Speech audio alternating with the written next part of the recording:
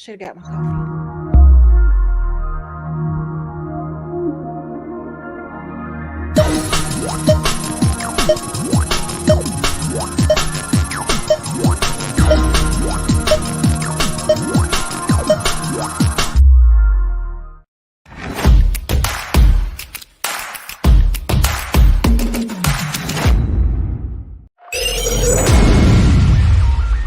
You're watching SKST Radio.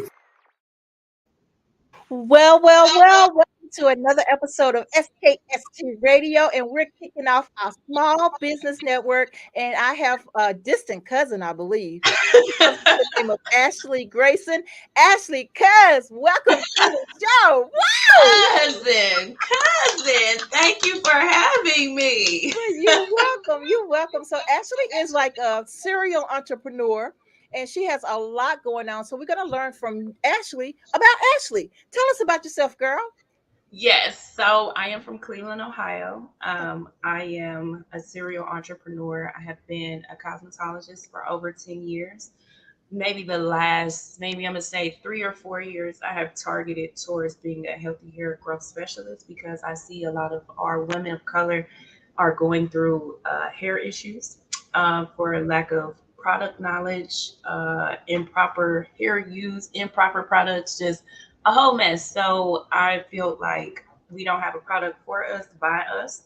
So I actually created Pretty Girl Products, which is actually a 6-piece hair care line. We have a strengthening shampoo and conditioner, a hydration line, which is a hydration shampoo conditioner, and a leave-in. We have a serum, and then we have our Pretty Potion hair oil that is for multi-purposes. You can use it to oil your scalp, your skin, use it for your weaves, wigs, whatever it is. I'm also a published author. I have 4 published books. 2 of them are autobiographies about me here in the city of Cleveland and the things that I have went through. So the first book is called I Could Have Been Her, the part 1. Part 2 is also called I Could Have Been Her, part 2, The Tale of the Unbroken Woman. I have a self-awareness book, which is called Street Jewels, the trilogy, which breaks down 3 separate books inside of there, which is a self-love, a money and finance book, and a personal book. Then I have a I'm not going to say sex education, but it gives you a little sex education in the book. But it is a sex coloring book. So it's called Prettie's Quadruple X Coloring Book. So on there, that book is pretty much, I think in our culture, we don't get to learn about sex, and we don't have people that teach us about sex and what it is, and just overall of what you're supposed to do, what you're not supposed to do, the do's and the don'ts, what's acceptable for women and what is not acceptable for women. So all of that is covered in there, and then you have some coloring pages. So you and your mate can actually go through this book and, talk about some things that maybe you guys want to talk about, spice up your relationship, maybe even want to try and reenact the coloring pages. I don't know, but that's for you to figure out. And right now I'm also working on the third part of I Could Have Been Her, which is called Beast Meets Beauty. Okay. So that will be done very shortly. I'm also a cranial prosthesis. So that is someone that gets paid to make wigs for people that have like cancer or alopecia or whatever the case may be, whatever type of hair loss, and their insurance pays for it. Let me see. I'm a life coach. So with me being a life coach, I've been through a lot of different things, and I've had to maneuver a lot of different things alone. So I had to guide myself. So what better else to give, firsthand survival experience to someone else so they don't have to go through those things. Wow. I'm also a serial crafter, so I craft. I make all types of things. I can create over 100 crafts. So I do T-shirts, pins, lighters, custom balloons, wrapping paper. I mean, anything that you could pretty much think about, Wow. I can do. So hold on, I'm going to show you guys So this is, I was actually curling my hair before I got on here. So this is a bottle. This is our serum. One of the things that I told you that we have. So this is Okay. our lovely sleek serum, and this is also a thermal protected. So you get two for the price of what in one bottle. And no company gives you 8 ounces of pure, genuine serum. Okay, they may give Okay. you 8 ounces of some bull crap, but they not gonna give it to you in a bottle that looks like this, Mm-hmm. and it is very good. You guys can Google me at exclusively yours, and yours is with a Z, with Teak, WIGTIQUE LLC, and you can check out our reviews and you can see all of the different things that we have going on. Oh wow. Oh wow. So actually at the end of this, will you go back to our YouTube and add that information there so people can find you from the Okay. YouTube? Be wonderful. So okay, so what inspires you? You got all this stuff going on. Trauma. So they say that the creative child is the child that saved himself. So with me, when I was a child, I went through a lot of trauma. I went through a lot of different things, from being molested to being abused to being left on my own. I didn't have a father, so I didn't have a man to protect me or even know what that would even look like. So, um, going through all of those different things, I had to learn how to create my own world. I had to learn how to create my own happiness because Okay. the life that I was living, I wasn't happy with it. So it started, just little. Like I remember when I was 7, I wanted to write an autobiography. Like I remember sitting in my room and saying like, "Yeah, my name is Ashley Monique Grayson, and I was born with such and such, and da da da da." And I'm just like, okay, well, I got a whole first page, and I'm just like, okay, so I ain't lived it. Like I'm only 7. What am I doing?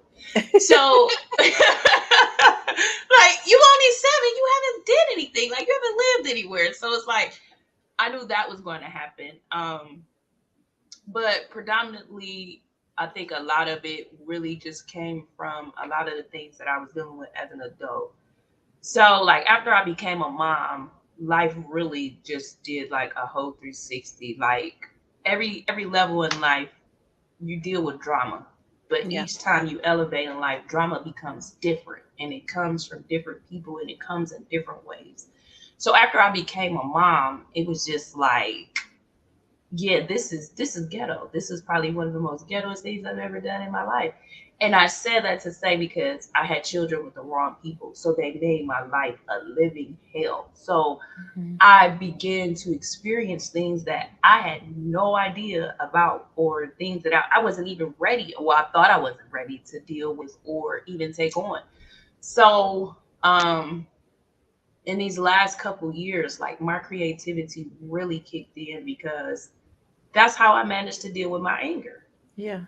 So, when I get mad, I had to learn how to calm myself down. Whether that was Mhm. my anger from a situation that was just happening, or if it was anger I was harboring to, or if it was just a complication of anger. So I had to learn how to work on my anger because my anger was really, really bad. Like it's still bad, but it's not as bad as it was. Was. So creating, being creative, that's what helped me. So what I'm sitting here right now is my craft room. So I actually, when times would get rough for me, I would find my way in here, and I would shut Mhm. my door, and I would sit here, and I could sit in here for hours. Like I could sit in here for 2 whole days and be okay and be content. Mhm. And when I walk out of here, I'm perfectly fine.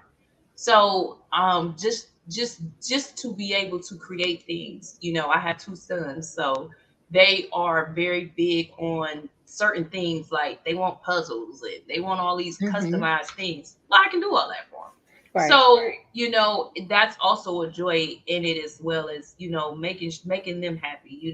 Watching them and they just like, mommy, what are you doing? Like, can you make me an eye mask? Like my son sleep with custom eye masks. Like what 8 and 3-year-olds, walking around, with some custom eye masks. Like y'all not celebrity children, but in their mind they think they is. So it's like, okay, whatever. There you go. So, just being creative has always been a part of me. just always been a thing for me. So Ashley, now that you have your own hair line, product line, Mhm. and you're moving in the right direction, you have a clear path for you and your children. You have overcome one of the biggest, um, I want to say, traumatization in the world, being molested. Because a lot of people have been through that, including myself. And so, how do you forgive the person that did that to you to fix yourself? Ooh, girl, that's hard It is. because as a child, like I said, so I was raised by my aunt. My aunt and her best friend raised me. So my aunt's son and her niece molested me. So I didn't get just molested by one person. I got molested by two people, and it was by the same sex and opposite sex. So dealing with that, my godmother, her daughter died, which was like the closest thing to me. Like we were like this. So my Mhm. sister got murdered when I was 4 and she was Oh, 15. wow. So at 4, I'm dealing with being touched by two people. My sister just got murdered. I have no idea what's going on. I don't even know nothing about life and death. Like, ain't nobody had this conversation with me at 4. Like, you're gonna die one day. Like, ain't nobody said nothing like this to me. Right, right. Okay, I'm thinking everybody gonna be here forever. Like, I even had a chance to meet my great grandparents. So it was just like everybody gonna be here forever. Like I know they old, like Right. they old, but like I didn't think my sister was gonna leave me. So I look at it like this: God gave me a lot of love in the beginning of life, and I was very fragile. I mean, very, very fragile. Like you could holler at me and I'll cry. Like I was just so sensitive, and along the way, I had to remove some of these people had to get removed, whether they were for good or for bad, or they had to die to strengthen me up as a person. And losing these people so young and going through all of these things so young, I didn't have a choice for me. Now, I don't know about anybody else, but for me, I didn't have a choice but to become great. The thrive, the motivation of being great was always embedded in me. There Mhm. was nothing or no one that was going to deter me away from being great.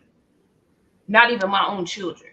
You Mhm. know, nothing or nobody was going to stop me. So I had to learn how to rebuild myself after these things. I had to learn how to control myself emotionally. Right. That was a big thing emotionally, because learning how to control yourself as a child emotionally is probably one of the hardest things that a person could ever teach themselves, Right. because it created a detachment for me. Like I have detachment issues. I don't hold on to anything. I will let you go real quick, because Yeah. I had to learn, okay, either I'm gonna hold on to something or I gotta let it go. And for me, if you causing me harm or you disturbing my peace, the little peace I did have at that time. So I had to learn everybody wasn't for me.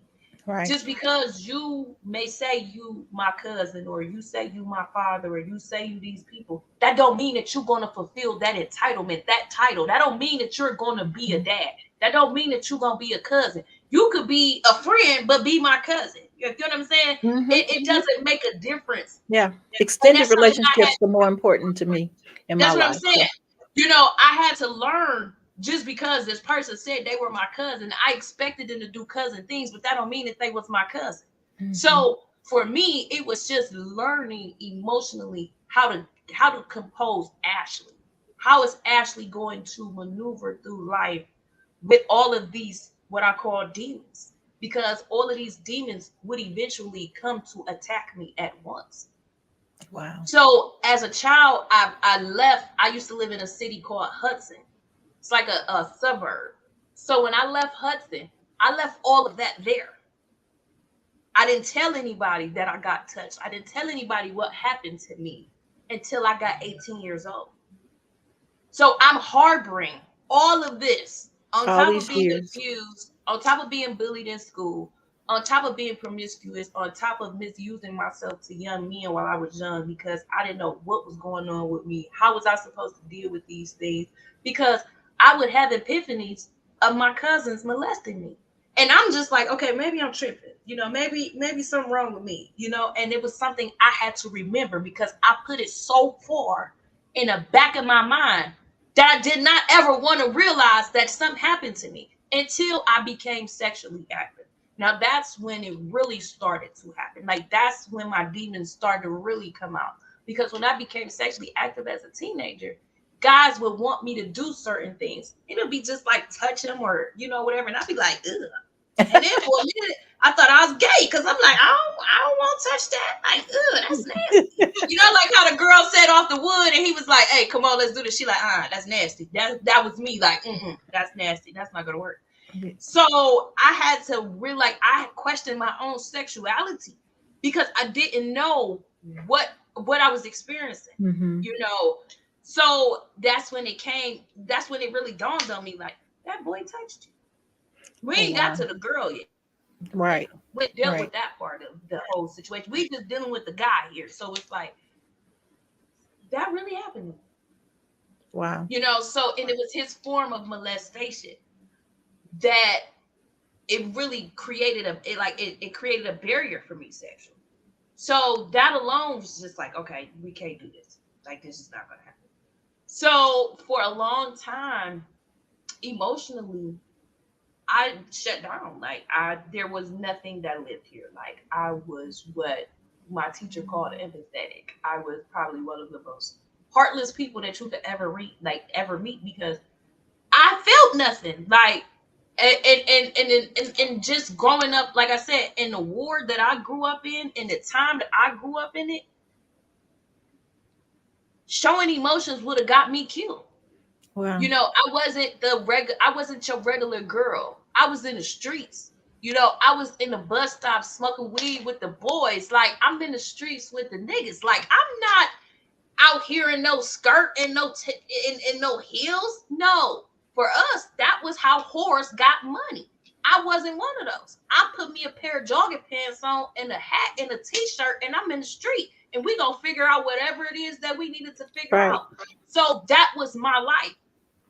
And part of my tomboyish ways came from me protecting myself because I didn't want anybody to look at me. Mm-hmm. I didn't want you to see me. Don't pay me any attention because in my mind, the moment that somebody pay you some attention, that's when you're gonna really have to hurt somebody because it's something about me that just draws people to me, and especially men, like they don't know how to control themselves. So for me, it was just like, I don't want nobody looking at me. Like, don't look at me. Don't pay me no attention. Like, nah, don't even worry about her. So that really became a thing for me. So when I did dress like a girl, people be like, you look like this under there? Like, oh, that's up under there. Because mind you, I'm in high school. I'm 150 pounds. I'm tall and slim. When I went to prom, everybody was like, that's up under all them clothes that you'll be wearing. Like, they couldn't believe it. Like, so, I learned that, okay, well, maybe I can, be a girl sometimes, Absolutely. Maybe I can. But it was still, I still wasn't ready to be soft yet. And that comes in time in itself, learning how to become soft after all of that trauma. Yeah. Yeah. So Ashley, we're going to take a quick break, and when we come back, we're going to talk about self-healing. Okay, gotcha.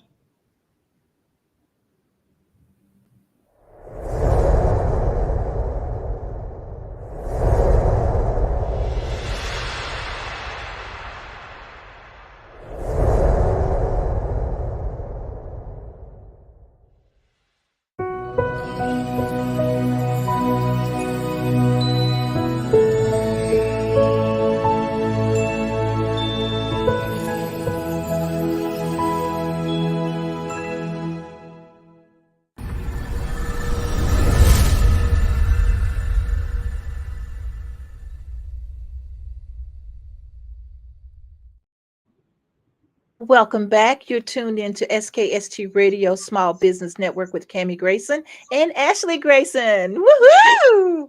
Okay, so Miss Ashley has walked us through a whole pathway of her life, and now we're summing it up. We're going to start talking about self healing and how she became so successful.